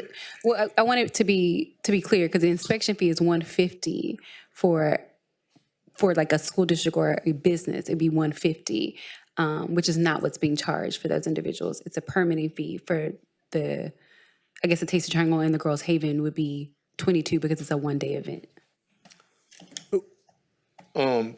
Like the gumbo cook-off, and, because I've been in when I was at the fire department, and do y'all not inspect for cleanliness and safety? Yeah, we still have to inspect. They still have to follow the guidelines for food safety. Okay, It's our job to provide them all the guidelines for food safety. okay. That's all I wanted. So what about the, I don't know if the fire department still has a gumbo or participates in Girls Haven. I know they usually do. Are they charged with a fee? So the Fire Museum is a nonprofit. So if Fire the Fire Museum does that? if the Fire Museum participates, no. Okay. If the Fire Department participates, yes. How is the fire department a for-profit entity? The city of Beaumont isn't a 501c3. So the fire department isn't their standalone thing. They're a department within their division within the city. So they're not separate from the city. The Fire Museum in and of itself is a nonprofit. The Fire Museum itself is a nonprofit organization that's located inside the Fire Museum. So they are separate, but the fire department and police department and all the other city divisions are divisions and departments, subsidiaries of the city. And the city is not a nonprofit. We don't meet the definition. I would disagree with that. You can make a donation to a city and receive a deduction for that. The state gives a definition of what they believe a nonprofit to be. If I And you don't can, meet the definition of a nonprofit. Any civic or fraternal organization, charity, large association, fraternity, corporation, or church not meeting the definition of a nonprofit organization shall obtain a permit. And the fire department would not meet that definition. I believe Mr. Coleman has the full definition, but we don't meet the definition. So it's not a if, then, or. We just don't meet the definition in the fire department because it's not its own standalone thing. It's not a legal entity. It legally does not exist without the city. It lacks the capacity to operate on its own. Therefore, it has to stand under the umbrella of the city, would not meet the definition of a charitable organization. Neither does the city.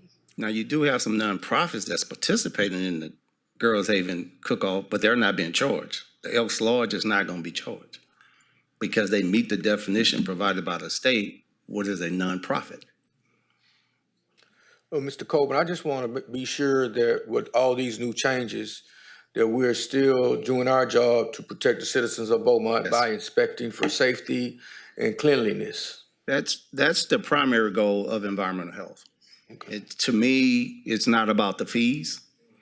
It's about the health and the safety of the citizens. So when you look at in America, according to the CDC, you have 48 million people get sick per year. 128,000 end up in a hospital. And we're talking about roughly around 3,000 people die per year from foodborne illnesses. So to me, it's about the health and the safety of the citizens. That's my These primary inspections goal. are to prevent that. Of course, it's to ensure food integrity. I just wanted to make sure that that's not going to change in the city No, of sir. Beaumont with all this No, sir. changes going on. Councilman Crenshaw? And I hope my comments are not construed to think that I'm in any way discouraging food safety or inspections. My issue is the previous plan of the City of Beaumont Health Department was to go from charging $220 last year for Taste of Triangle to nearly $4,700 this year. And that creates a disincentive for locals, businesses, and restaurants to participate in Taste of Triangle if their fees now go from $200 to nearly $5,000. I think that that is wrong, and that was the point of my inquiry, is because that discourages those events and maybe makes individuals not participate in them. And I do not think that that was the intent of the change in the law with the state, was to drastically increase the fees. The change in the law was pushed by the Texas Restaurant Association. The Taste of the Triangle is put on by the Sabine Area Restaurant Association, a division of the Texas Restaurant Association. So it makes no sense for this law to have been encouraged and passed at the request of an organization that's now going to have their fees for a small event in Beaumont go from $200 to $5,000. You can still put on that event and the health department can inspect it and provide that service so that the food is safe for everyone to eat without increasing the fees from $220 to nearly $5,000. If I may, Go ahead, Mr. Coleman. back in October, when I came before this council to do the work session on the change with Texas Senate Bill 1008, and when it talks about permitting and fees, local jurisdictions cannot have a permit that the state no longer have. The Taste of the Triangle, prior to Texas Senate Bill 1008 passing, they would come and apply for what we call a special event permit. And so the Taste of the Triangle would apply for the permit, and then all the vendors would fall underneath that one permit. We can no longer do that. The state no longer offers one permit to cover a whole event. So it's not us that changed, it's the law that changed. And the law states that if you're not by definition is a nonprofit, and it gives the definition of a nonprofit, that you have to apply for your individual permit. And so your figures, it's not that we're going from 200 to 5,000, it's just that each restaurant that participates in the Taste of the Triangle, each individual booth would pay $22 for a permit. But you wanted to do 52. Right, because that's what the state charges. We were just being in alignment with the state. You sold that to us as saying that the city had to charge that because that's what the state said, and that's not what the state said. No, that's that. Thank you. Well, Councilman Turner? Just, man, the council, our job is to give direction. Right. Staff is execution. I appreciate the execution of the direction gave by some of the council members. We made adjustments. Council members made suggestions. We getting to a landing spot, and I see the fee has decreased. Roughly, how many vendors is it in Taste of the Triangle? Anywhere between 40 to 45. All right, so from previous years. All right, so with the new fee changes, shout out to the council members. We're looking at about, I'll just say roughly 43 at $22. That's about 946. So it did decrease it significantly. I understand the concept of what we're talking about, but council gave direction and staff went executed it, and I appreciate both sides working together. I'm just looking to get a solution and move on. Yes, sir. Thank you, Councilman. Councilwoman Sherwood? I don't want to belabor the point, but let us be clear. Originally, this $52 that you presented to us, who voted to approve that? Does anybody have any record of that? Originally. It was unanimous. Okay, I just want to be clear on that. Now, are we ready to vote? If there's not any other questions or discussions? All right. All those in favor of approving item number 8, please signify by saying aye. Aye. Any opposed? The motion is carried. Mr. City Manager, may we have the reading of item number 9? Council consider request to amend Chapter 18, Article 18.03, Hotel Occupancy Tax, Section 28.03.023, Permitted Uses, and adopt Section 28.04.009, Short-Term Rentals, STR, into the City of Beaumont Code of Ordinances, and it comes with the recommendation of approval of the ordinance. All right. There is a motion by Councilwoman Sherwood to approve item number 9. Is there a second? Second. There is a motion and a second for approval of item number 9. And Councilman Turner, your question. I had a citizen call me prior to the meeting, and they inquired about people who are openly promoting renting rooms in their homes. It may not be on Airbnb, but they're renting rooms in neighborhoods. Does this apply to people renting rooms or just Airbnb? The city doesn't get into leases at residential homes, but if it, basically the definition of short-term rental is 30 consecutive days or less. So anything beyond 30 days would not be considered a short-term rental. If they're leasing a room in their home, we wouldn't be involved in Yeah, that. so the family code does allow for up to, I believe, for unrelated individuals, 3 and unrelated individuals to live with each other. So it'd be like a roommate scenario. So we wouldn't, that would fall outside of the city's purview to regulate. And just to follow up on that, citizens' concern is when they buy homes in residence, you know, they're not looking to be in an environment where they're raising their families and their kids, and you got people who are renting out rooms, and you know, it could be random people coming in and out of the neighborhood, heavy traffic consistently. So that's a concern that I got, and I said I would ask about it and address it, but as a city, is there anything we can do in reference to that? Unfortunately, the family code is kind of very strict on that in the city, and we can talk about this offline if you like. The city was involved in some very heavy litigation surrounding a similar issue. So someone's individual personal property, their homestead, is their prerogative on how to use it, obviously, as long as it's not an illegal use, right? So you want to rent a room? Great. You want to build a meth lab? Not great. So we're limited in how we get to regulate and look at that. And so I understand the concern about like not wanting to live next to you know, what someone would say non-traditional family, right? If you have, you know, you don't necessarily know who's moving next door, if they're going to have a cycle of people coming in and out on a regular basis. Unfortunately, that's just not something that the city has a full strong over because it would be conflicting with the state law. So even if it's similar to a halfway house situation, and I know we probably could talk about it more offline, but Let's talk about that one offline. Yeah, okay, That one's real sensitive to me. Let's talk about that one offline. All right, thank you. All right, I've got Councilman Williams, then Councilman Hilliard, then Councilman Durio. So just to be, anything beyond 30 days wouldn't get collected then? I mean, if someone signs up. Beyond 30 days would be considered a hotel, or it would be like a lease. Like a short-term lease. Yeah. Yeah. No Like matter a the renter. platform that they're going through. Right. So if let's just say, for example, if you're going to come and you're going to do, let's just use Galveston, right? Because that's a good concept. Someone goes out there and they're going to stay there for the week, for Beach Week. That's one thing. As opposed to them, I'm going to work out there and I'm going to live there for the next 2 years, right? So now we're in a different avenue. I'm going to do a short-term lease as opposed to, or maybe not 2 years, 3 months, as opposed to just kind of going out there for vacation. So the same thing would be in Beaumont. If someone came and they're going to be here for Mural Fest and they're going to stay in the weekend in someone's home for Mural Fest, as opposed to they're going to come, you know, do work at the refinery for the next 3 months. All right, thank you.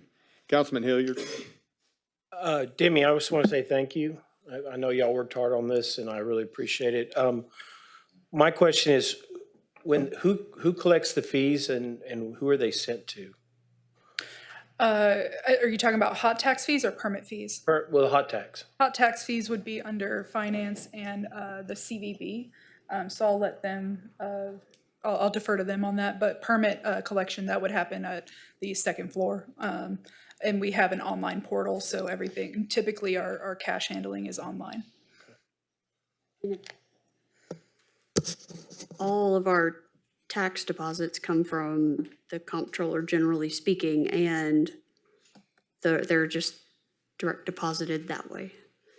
So when we, on these Airbnbs, when we collect the tax, they'll pay the tax directly to the state comptroller, and the comptroller will then send it to us? Yes. Yes? Yes. Okay. I don't believe it's any different than sales tax. Okay. I was just curious. So, Demi, what, Dario. kind of about what Councilman Turner was talking about, because I received calls also. Does this apply to boarding houses? Let's talk about it offline. Yeah. Happy to have that conversation. It would have to fall in that definition of less than 30 Yes. days. Group homes, boarding homes, sober houses are regulated completely differently. And there's some extensive litigation and Do they have to be reported to the city if there's they some are operating as extensive one of those? litigation and consent decrees and lovely judicial orders as it relates to those. And I'm happy to schedule a meeting with you and Councilman Turner to discuss those at length. Yeah, it's not on the agenda to discuss. Any other discussion on this? All those in favor of approving item number 9, please signify by saying aye. Aye. Any opposed? The motion is carried.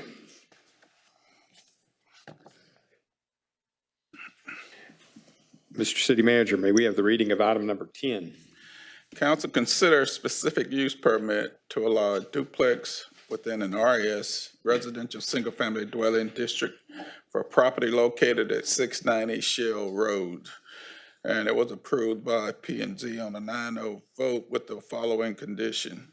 Construction plans must meet all requirements for water utilities for water and sanitary sewer services, including any requirements of the city's backflow, pretreatment, and our fog program. All right. Is there a motion for item number 10? Move for approval. Is there a second for item number 10? Second. There is a motion and a second for item number 10. Is there any discussion?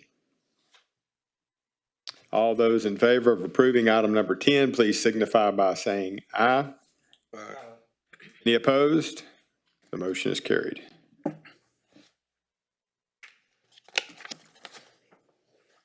May we have the reading of item number 11? Council consider rezoning from RS Residential Single Family Dwelling District to GCMD2, General Commercial Multiple Family Dwelling 2 District for property located at 5430 Concord Road, and it comes with the recommendation of approval of the ordinance. Move to approve. Second. It's been moved and seconded to approve item number 11. Is there any discussion on item number 11?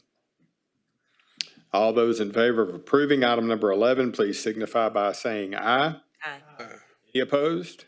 The motion is carried. Mr. City Manager, may we have the reading of item number 12? Council consider a rezoning from AR Agricultural Residential District to RS Residential Single Family Dwelling District for property located at 12430 Keith Road, and it comes with the recommendation of approval of the ordinance. Is there a motion for item number 12?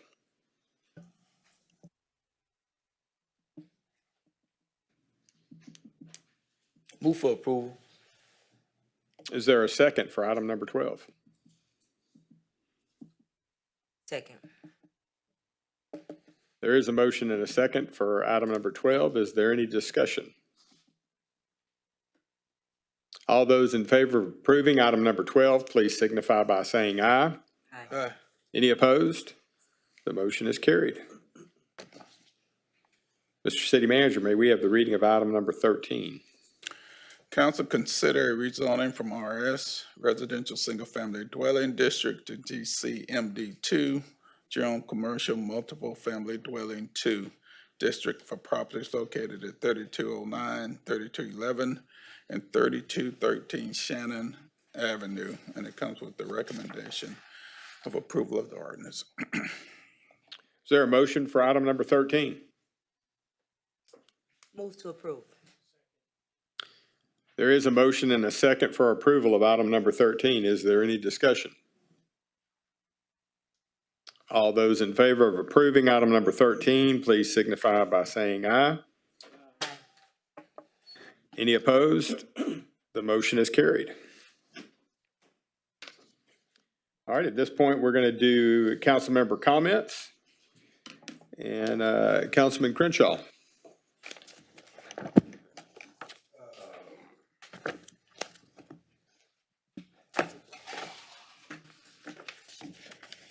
No comment. Thank you. Councilwoman Sherwood. I did have a question about police hiring that recently opened up. I don't know if we have any deadlines or dates on when the new hires will be taking place from the new police applicants that have been submitted. Do we have any update on that? We'll have to check on that. Okay. Outside of that, congratulations, Ward 3. We are making some progress as far as drainage is concerned. There are a lot of drainage projects and pipe bursting projects, including on Grand Street, Magnolia Street, and Pine Street. So I'm excited to talk about that. We did get some expected completion dates as early as June of 2026. So good job, Ward 3. Here we go. Here's to moving forward. On another note, I'd like to say this. So since I got on council, I've been interested in working together with my colleagues and moving past anything petty and communicating with my colleagues to offer any assistance that I may be able to be of. And, you know, sometimes against the behest of some of my base, because I think that real leadership isn't just with going with the base, but oftentimes maybe having them see things differently, and maybe they're looking at it wrong. Maybe I need to offer them some perspective on looking at things another way. So before I actually begin my council member comments, I'd like to kind of ask this council and this community a few things. When did good become bad? When did progress suddenly turn into a problem? And tell me, when did the employees get to start telling the bosses what to do? In my line of work, my employees do not tell LaDonna Sherwood what to do, okay? Now, let me be crystal clear. That's ridiculous and it's backwards, and everybody in this room knows that. So I am grateful that we discussed ethics and decorum today, because honestly, I think some of us have forgotten what either one of them looks like. And there's been some recent grandstanding and calling for the resignation of the fire chief and assistant chief. And that's not courage, and that's not accountability. And it's pure and simply a display of willful ignorance about the rules, the law, the city charter that actually governs this body. And let's be clear, a call for somebody's resignation or for them to be fired, these things have been done both publicly and privately. It's not okay. We don't get to wake up and rewrite the charter because we're in our feelings or because we're doing other people's bidding. We do not get to sow seeds of chaos because we want attention, and we certainly do not get to drag employees through the mud because they refuse to acknowledge the progress that is happening right in front of them. Instead of saying good job or congratulations or let's keep progress going, some of us choose to light a match and set the room on fire, creating drama and division and chaos and nonsense that this city did not ask for and does not deserve. It's unfortunate, it's unthankful, it's unholy, it's ungodly, and it's completely out of order. And that's not leadership, that's not professionalism, and that's not service. In fact, I think it's malpractice, plain and simple. So I've extended grace. The first time that I was asked to be a fourth vote, that grace has been expired. So I'm going to say this unapologetically. I'm calling for the censure of Mike Williams and Joy Hilliard for conduct unbecoming of council members, The actions have violated the spirit of the charter, the expectations of their office, the basic standards of decorum that actually keep this government functional. The people of Beaumont expect better than confusion and attacking employees. So moving forward, I think that we should leave our foolishness at the door and pick up discipline over disorder, solutions over stunts, service over spectacle, because the city can't grow when its leaders are too busy burning down the progress that's in front of them. So now I make a motion to censure these council members and add that to the December 16th council agenda. You can email that in. We're Okay. not taking any motions at this time. Thank you. I'll second. Councilman Williams. Thank you. Well, I guess I'll start at the bottom of my list. You know, I made a comment yesterday, and I don't believe it did violate the city charter. And I will submit my post to Sheree, and I'd be happy to get her opinion and you know, respect what she says. There's nothing personal about what I said. There's nothing petty. It's rooted in years of facts, of reality, of short staffing, of overworked men and women that protect us within this city. And that's where it came from. And we saw a change in policy that had been begged for years, that was presented to prior councils and ignored, put into place, and work immediately. I mean, we live in a city where there was outrage over $100,000 payment to a bond consulting firm. We should be dancing in the streets over millions of dollars in overtime spent. And that's why I called for the chief and the assistant chief's resignation, and I stand by that today. That's all I have. Councilman Turner. Yeah, shout out to the city of Beaumont. We just recently completed our first City of Beaumont's Youth Football League. We rarely highlight the positive things in the city, and we always focus on some of the negative things in the city. I'm just really disappointed in where we are as a council. When I first got on council about 4 years ago, it was stated that this council was dysfunctional. You had council members that consistently went at each other. And to think that we were moving in a different direction, that's not true and it's not transparent. We have council members that we say we're gonna conduct the things a certain way, we're gonna work together, we're gonna talk things out, and that's not the case. That's not the case.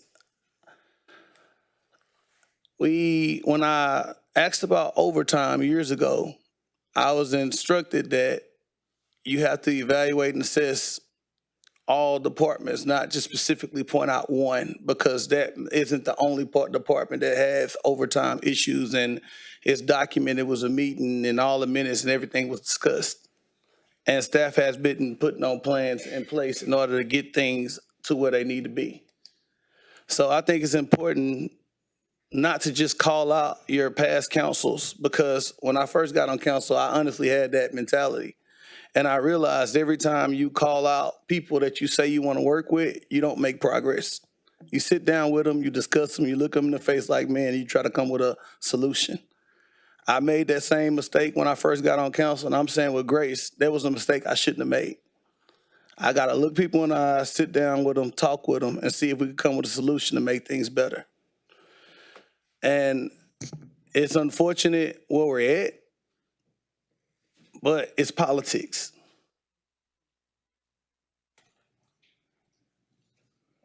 I was very hopeful of what direction we were going in when we got a new council. I asked at one of the first meetings that we have a younger council. Let's show the citizens of Beaumont that they didn't make a mistake by letting us younger professionals lead this city. And on today, I have to say, I don't think we've been doing as good as a job as a younger professional counsel if we should have been. What's starting to happen is everything is literally on social media. And we handle business right here on the dais, as simple as today. Instructions were given by council members with fees. Staff went and executed the vision and instructions of the council, and we came back and voted and approved on it. At some point, we got to be able to talk to each other and work with each other, as we all said we were going to do during the campaign. Saying we're going to do something and work together, then grandstanding on the internet and saying things about each other and shooting each other behind our back and trying to one-up each other to say, I'm doing better than this one, that's not working together. I played sports all my life. The worst thing you can do to a program or a team is you take a player that's on that team and they get on there and do an interview after the game and say, yeah, because of me, I won the game. You think that teammate gonna want to pass you the ball after that? You think that teammate gonna want to go to war with you after that? No. It's okay to fix what's already been broken. We don't have to keep operating this way. But the reality is, in politics, you got to be able to adjust. You can be nice and friendly and cool, but if you keep getting ran over, you got to be able to turn the cheek and get on the same level as the people who will handle you that way. I want to be cordial. I want to be friendly. I want to work together. But I'm willing to operate and defend myself and work whatever way we have to as a council. We got a choice today. We can keep operating the way we've been operating, or we can do what we committed when I heard all of us campaigning about working together. Right now, the grandstanding on the internet is not working together. And I ask that we please stop. Councilman Hilliard? Let me start by thanking Demi and the city for their hard work. Thank you on the proposals, the health department. I appreciate y'all. But on this other note, you know, I ran, and I believe most of the new people on here ran on change, bringing change to Beaumont, being fiscally responsible. $14 million would fix a lot of ditches. $14 million would fix a lot of sewage. $14 million would fix a lot of drainage. But evidently, that's too big of a deal. We looked at it from a business standpoint. We said that 4 years. I mean, we don't even give a coach but 2 years in any city. And so we had 4 years to fix a problem. I was on the internet. I read that there was a 2-year plan that the council was a part of. I was not a part of that 2-year plan. That would have cost the city, I'm estimating, another $12 million. My job is to be fiscally responsible. My job is to look out for the 25,000 people I represent that put me here based on change. And to say that this council has not worked together, look at the achievements we've had. But it's only when we really get into the meat and potatoes that everybody gets upset. This is nothing but a fiscally responsible thing that we did. $14 million, I don't know if it's not a lot of money to you, but it's an awful lot of money to me. And so we looked at it as from a business P&L standpoint, and we said, it's not ending, it gets worse. Every year it was getting worse. So we, as a council, stepped up, implemented a plan, and in 8 days we had over 300 people from this city and our surrounding cities apply to be a part of the solution. We had 160 show up and take the test. We solved the overtime problem. We solved now it may take a year, but it's still gonna save us at least $6 to $7 million. So to say that we don't work together, we work together. We have gotten a lot. We ended the lawsuit on the fire.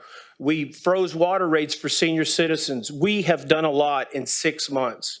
So it really breaks my heart for us to sit up here on our high horses and say that we're not working together, because we are working together. It's only the things that they feel are important that we work on. And I'm sorry, that's not what I ran on. I'm not a politician, I'm a businessman. And what I did and what I'm doing is to save your money. You voted me in here to be a good steward of your money that you work hard for. You get up every morning and go to work and you earn, and it gets taken from you, and we are supposed to be good stewards. And that's what we're doing, and that is what motivated this. And it's numbers. It's a business. We are a board of directors that sits over a multi-million-dollar corporation, and it has to be run that way. We've got to stop losing money because we are taxed to death. And so, you know, you can call it whatever you want, but the fact is that we as a council have to be fiscally responsible. And that's exactly what I am trying to do. So you can attack me, you can censor me, but I'm doing the will of the people that put me in office. I said I'm going to change government. I'm going to do everything I can to change government, and that's exactly what I'm doing. I have followed everything that I campaigned on, and I will continue to cut waste and to make sure that this corporation runs smoothly for the citizens of Beaumont, and that we are good stewards of your money that you worked hard for. Thank you. Councilman Durio. Yeah, thank you, Mayor. I want to put, just make no mistake, this is a divided council. Councilman Hilliard said it more than once. He just said we froze the senior citizens water rate. No, that was done before he got on council. He's always online saying, myself and Mike and Corey, we the one that got the fire department's hiring practice. No, that was in work before you even got on council. We gave him a timeline, he stuck to the timeline. And of course, it's gonna take some more time before it's fully completed, but the Chief White stuck to it. So he also, you know, it's me and Mike and Corey, we didn't want the AT&T building. That was the old council, throwing us under the bus. Me and Mike and Corey, you know, we didn't want to fix the Riverfront Park. We didn't want to improve it. That was the old council, chunking us under the bus all the time, and grandstanding. You know, and look what I did. Look what I did. Nothing on this council can be done without 4 votes. Nothing. So 3 people can't get anything done at all. So no, we're not working together. You know, they're saying what they want and they're taking credit for everything that we do on this council. That's what they're doing. And that's just not right, because us that were on here already before, we did a lot of hard work. We done a lot of great things while we've been on this council. So to keep throwing the old council, basically saying the old council didn't do anything, it's just not right. And like Councilman Turner said, we want to be cordial, we want to get along, but I mean, if you push us back in the corner, shoot, I ain't no punk, I'm gonna fight back. Bottom line, that's what have to be done. So, and like I said, constantly saying stuff like that, man. Another thing, Chief White is an excellent chief. Chief White I've been in fighting fires with Chief White. Inside, once you go inside a burning building and another person is with you and you look to your side and you're still fighting that fire and they're still staying there, you don't find a lot of people like that that go into dangerous situations like that with you and you can depend on them. He's very dependable and he's very proud, you know, and he's going to do his job. He's going to do his job and he's going to do a good job. But I have not received one call in favor of what y'all want to do. Not one. All of them are very much against it. So I won't go with that. You know, you try to throw me under the bus, man, when you said, you know, if that new hiring practice was good enough for Chief White and Councilman Durio to get hired, then why ain't it good enough for everybody else? Insinuating that we were somehow against that. Man, that's just not right, man. And that's not working together. That's not being a team player. You were in the Army. You know about being a team player. You know, I was in the military. I know about being a team player. But of course, when I was there, they didn't have social media. And it's not about using social media. It's about what you say on social media. When you do things like that, when you do divisive stuff, that's what's bad about social media. Because a lot of people, I call them, some people call them keyboard warriors. I call them keyboard cowards. They're going to say whatever they want on social media. But when you get and ask them about it, because that's what I do. I don't ask them. I ask them about it when to their face. Oh, that's not what I meant, Chris. No, I didn't mean that. You know, so that's social media. It has its own purpose, but there's also consequences to using it. So, hold up. Just put it like this here. Councilman doesn't speak for all of council. We all have our opinion. We all work hard up there, and we want to work together. We want to, because that's the only way that this thing is going to work. But you know, if not, man, it's going to fall apart. I've had 4 prior council people call me and say how they embarrassed and they ashamed of some of the comments that were being made by members of council. Said and that was probably 50 or 60 years worth of council experience that said they had never seen that in their life, anything like that, a councilor do anything like that in their life. Never. So, hey, we got to do better. We got to do better. If y'all really agree with improving this council, then we have to do better. And I also have some other questions that this council does. So, are discussions in executive session confidential? That's for me. Yes. Okay. So is that a discussion between council and their attorney? The purpose of executive session specifically is for you to consult with your attorney. So yeah, as it relates to the ethics policy that y'all adopted today, there's some authority given to the council as how to self-govern in that way. So is anything voted on in executive session? No. No voting, just direction given? So the purpose of executive session is to give direction and clarity to staff, specifically to your attorney, on how you want matters to be handled. The only time council can vote is in an open meeting such as this. So if a member of council refers to the media and say, yeah, council voted on this in executive session, so we're not going to do that, that just would not be true? That would be a mischaracterization of what happened. Okay. That's all I have, Mayor. But other than we need to do better, council. If y'all really believe in Beaumont and you want to make Beaumont better, we got to do better. And like I said, there's nothing wrong. You can use social media. I read it all the time. You guys ought to be mindful of what you say. We read everything, and we're not gonna forget that. And like AJ say, man, if you keep hollering about, yeah, I won the game, well, we ain't gonna throw the ball to you no more.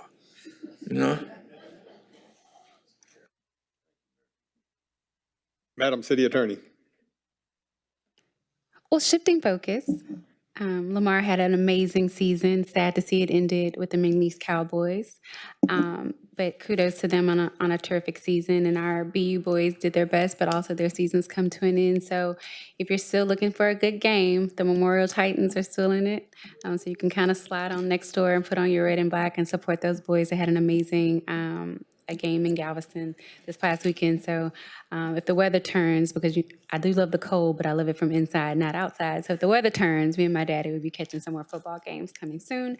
I also like to say happy birthday to my baby girl. She turned 23 on Thanksgiving Day. So that's a blessing. So I'm happy for that. And thanks for that, Mayor. Yes, ma'am. Ms. Villarreal.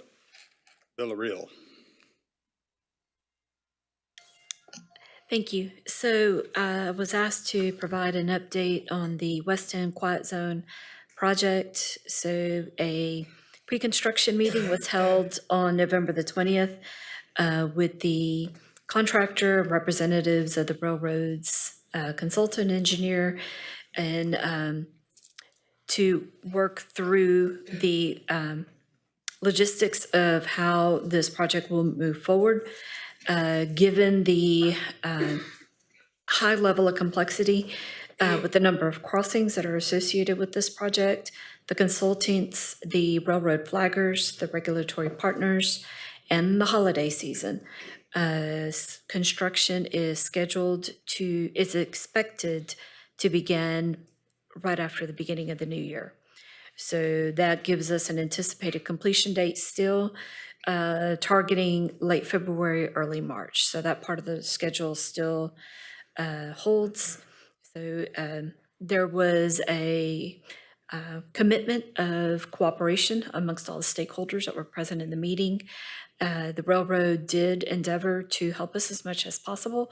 However, understanding the lead times that are necessary for all of the cooperation, especially some of these crossings are very near to a railroad switching yard, which brings with it another level of complexity. Beginning in early January is when it's expected. So, thank you. Thank you.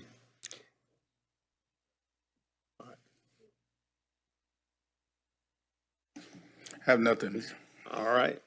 Well, folks, before we recess into executive session, I'd just like to say that whether it's in relationships with your spouse or other friends or business relationships, how you treat people and how you handle your business matters.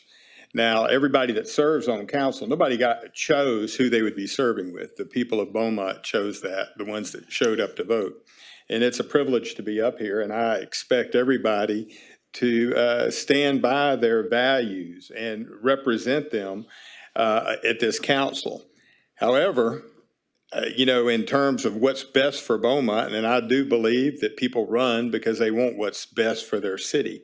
When things are happening that are destructive to your city, and I think as we're playing things out on social media that aren't being discussed on this dais and through the appropriate, it's going to continue to create conflict and division in the city. And I think one simple solution to be able to do that is not change your opinion on how you feel about things, but change how you present it to the public. Now, you don't have to do that, and there may well be posts by 5 o'clock today addressing this meeting.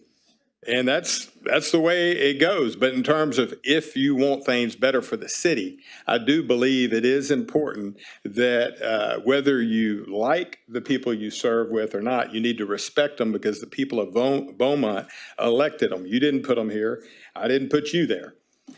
People. And so in terms of respecting the position that you have earned by getting the votes and that they have earned, I think we need to take care of the business of the city up here.